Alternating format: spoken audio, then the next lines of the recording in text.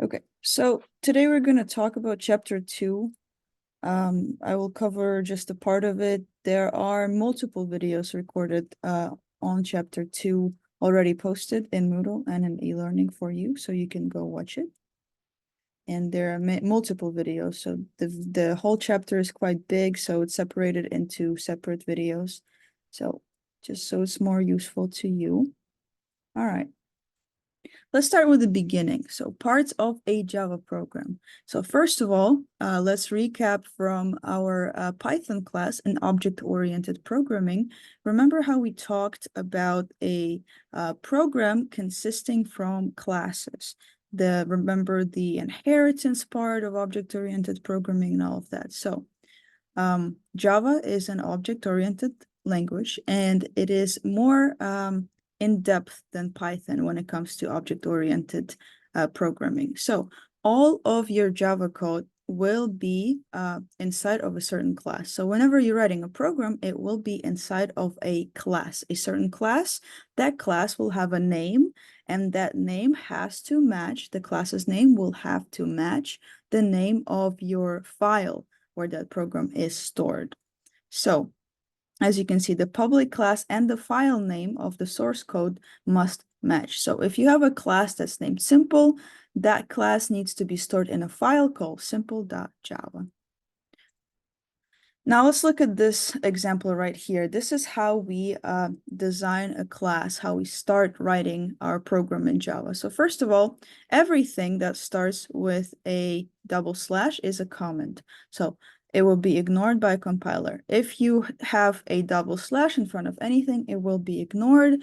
Your compiler will not look at it as a part of your code. So this is just an inside comment done for people who will be looking at your code. So if you are not the only person working on your program, you will put some comments explaining what your program does. And it will be done by putting double slash, then putting a comment. Now, this is how we write a class in Java. So we have to specify the class header. That's the first thing that you need to do. And you specify it in a simple way. So you have to specify that your class is public. And remember, public and private access specifiers. We covered this a little bit in Python. So we have our class has to be public. Then we need to specify that we are just defining a class. So we do it by putting public keyword class and then the name of our class. The name can specify what your program is doing, or the name of your class can just mean, you know, like program number 1. That also works. Then the other difference between Java and Python is that the use of the curly braces. So everything that belongs to a class needs to be inside of these curly braces. You see, this curly brace is the open one. This curly brace is the closed one. So you have to put everything that belongs to a single class in between of these curly braces. Otherwise, your program will not run. So just be mindful of that. Every time you put a class header, put the curly braces there. Just put them and forget about them. And then everything that you want to belong to a certain class will be inside of the curly braces. Now, there is also such thing as the main method. If you recall Python, we had our definition main. This is what it looks like, def main. And inside of that def main, we had all of our code. So the idea is the same as in Python. However, it will just need a couple more extra words for us to define our main method.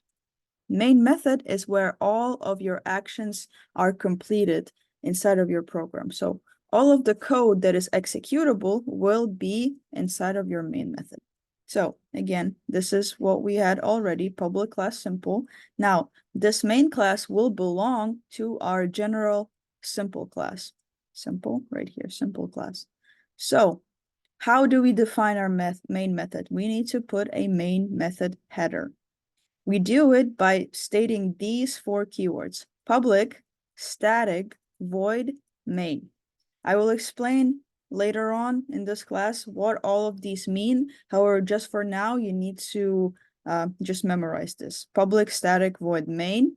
Then you're gonna open your parentheses, put string, then square brackets, arguments. Arg stands for arguments, and close your parentheses. So you do not have to fully memorize it. Just know that this exists and know where to find it. So if you can write it down somewhere for you in your notes, just write this whole thing down.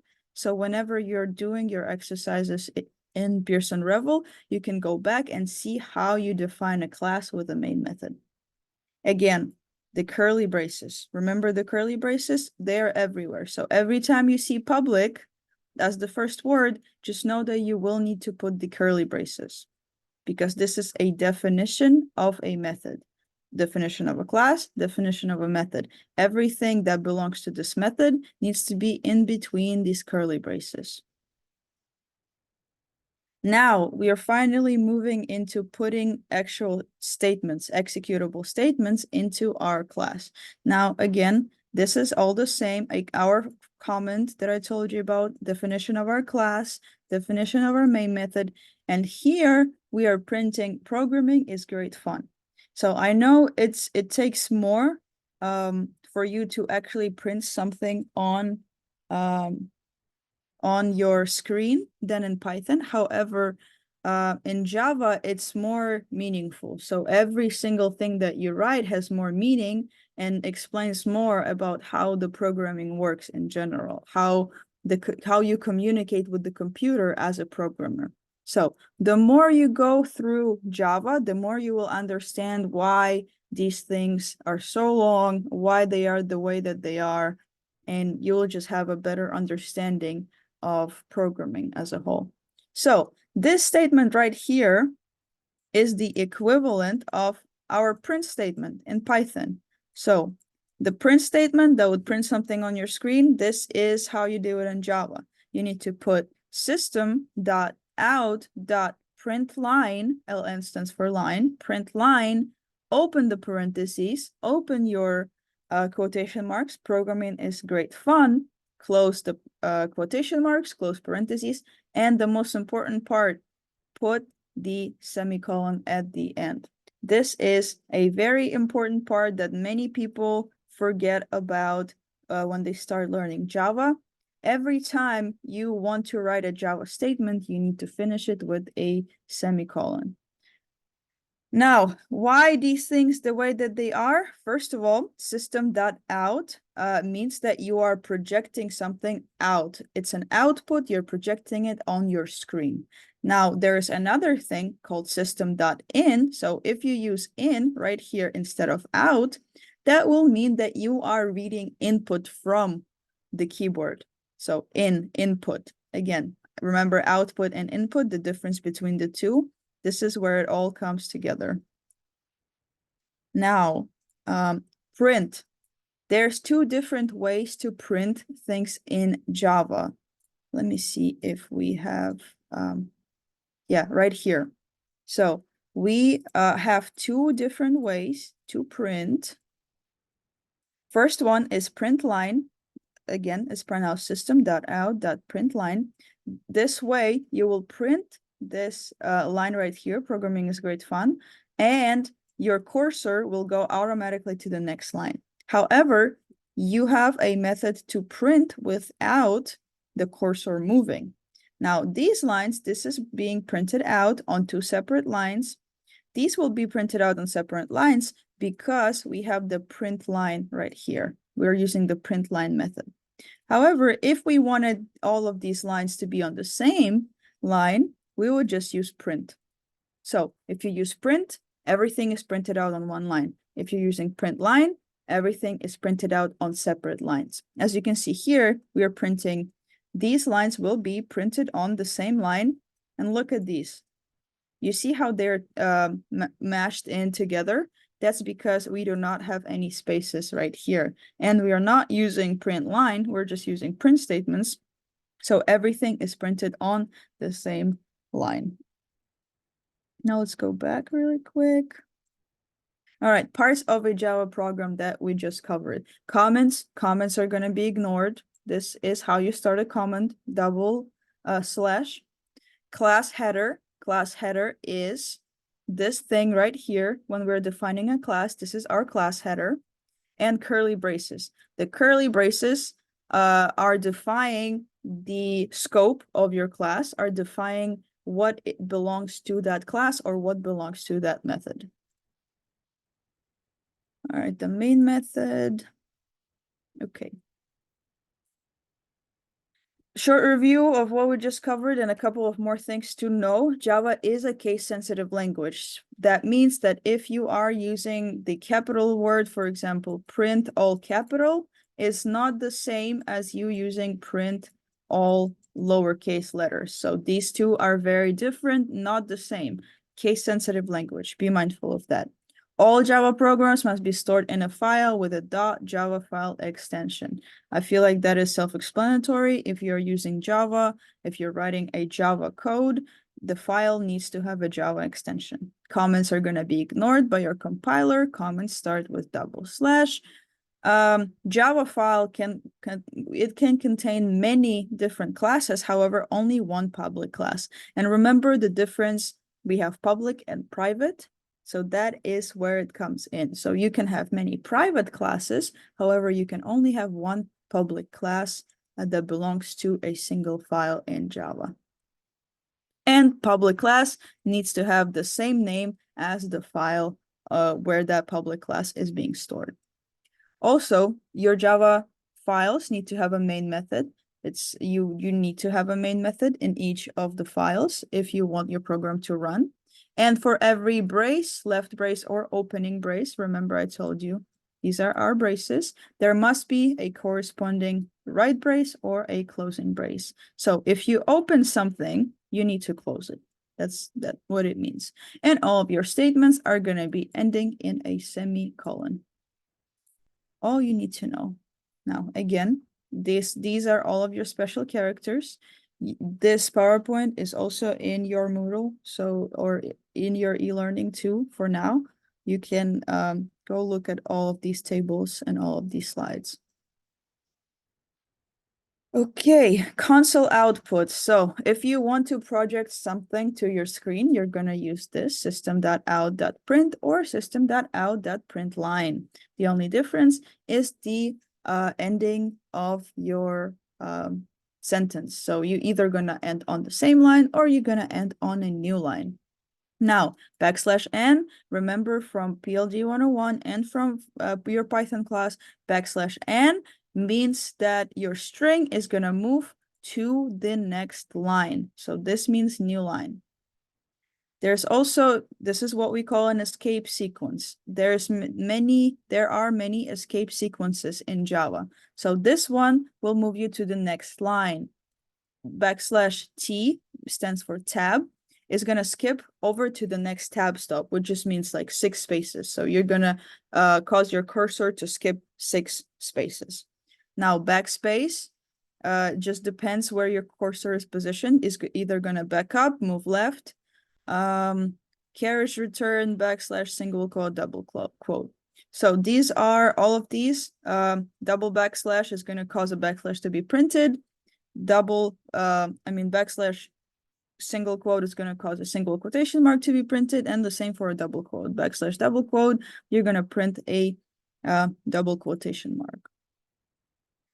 Now, let's look at this example, what we have here. We have system.out.print, we're printing, these are our top sellers, and we're using the \n. So after the sellers, we should move to the next line right here. See, we are moving to the next line. Then we're printing, we have our \t, which are all of these spaces. This is where they came from, \t, computer games, right here, computer games, \n. Again, we're moving to the next line. \t, again, this is where all of this empty space comes in. Coffee, we have our coffee right here. \n, again, move to the next line. \t, all of this space comes in from the \t, aspirin. So these, I'm just explaining to you how these escape sequences work. Variables and literals. Okay, variables, same idea. Variables work exactly the same as in Python. So if you have some data that you need to store, you're going to store it in a variable. Now, variables, you have to define, the only difference is you have to specify which data type you want that variable to have. In Python, you did not have to do that. However, in Java, you have to do it. Your program will not run if you do not specify which data type you want each value to have. Now let's look at let's look at this example right here. So we are defining our value, our variable called value that belongs to a data type of an integer. So integer value, again, see our semicolon, don't forget those semicolon at the end of each Java statement.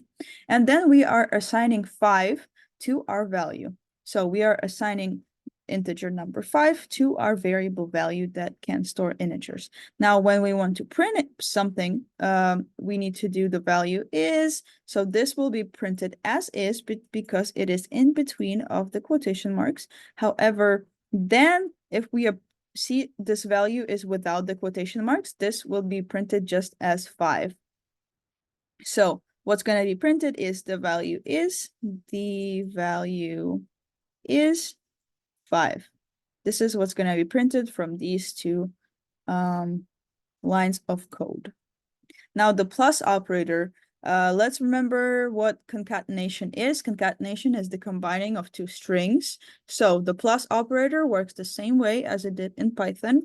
It can either be used as an addition operator when you need to add numbers, or it can be used as a operator that's going to combine two strings. As you can see here, hello world, we are using the plus to combine hello and world. Or we can also combine the value is with 5, the value is with whatever is stored inside of a variable value, or the value is, we are combining it with the \n, what's going to take us to the next line, and with the value of 5.